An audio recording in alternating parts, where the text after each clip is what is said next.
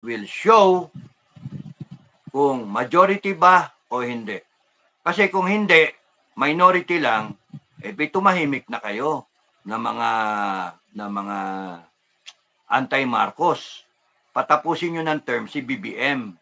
Diba? Ganun lang kasimple, majority wins eh. Kung majority, sinasabi, malitong gobyerno, may nangyayari, then, doon papasok yung majority wins, yung taong bayan. Sovereign will ng taong bayan. Ganun kasimple. Peaceful. Hindi yung Marcos and then Duterte, magpatayan yung mga follower, lintik na yan. Ano yan? Chess.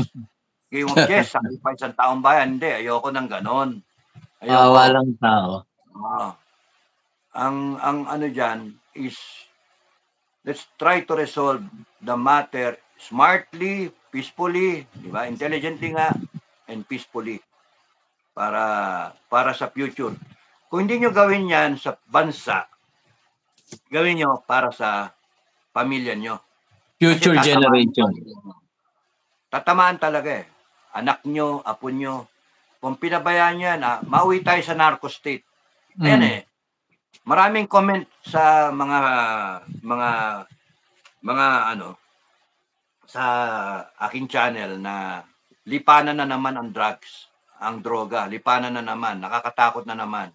Kaya imagine that, controlled na, tapos biglang balik tayo doon. Why? Ewan ko. Kasi nga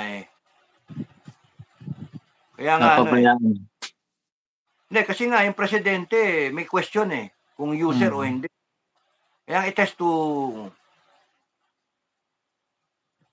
declaration yon, isang declaration. Yan ano naman maraming itutuwid. So it's just a matter of sige na. Nag-off na yung ko. Nag-off na yung computer. Nag-off na. Sige. Sir Dado, final words. Baka mamaya sabi mo na naman, seven last word. Naalala ko yun eh. Naalala mo ba yun? Yung sabi ko sa iyo, final word, Sir Dado. Tapos, okay lang. Seven last word pala. Inabot pa tayo ng 3 oras lang. Tama na, 5 oras na. Tama na. Pang ano lang. Basta wag lang kayo mag-worry masyado. Kasi, ang lagay niyo sa isipan ninyo, yung pagkasama-sama ng taong bayan, yung majority ng taong bayan, whichever direction, pro-BBM o kaya hindi BBM, pro-Filipino. Yun yung sa akin, pro-Filipino. Kahit saan nyo ilagay yon, basta sama-sama yung majority ng taong bayan, yun ang masusunod. Democratic tayo democratic principle tayo.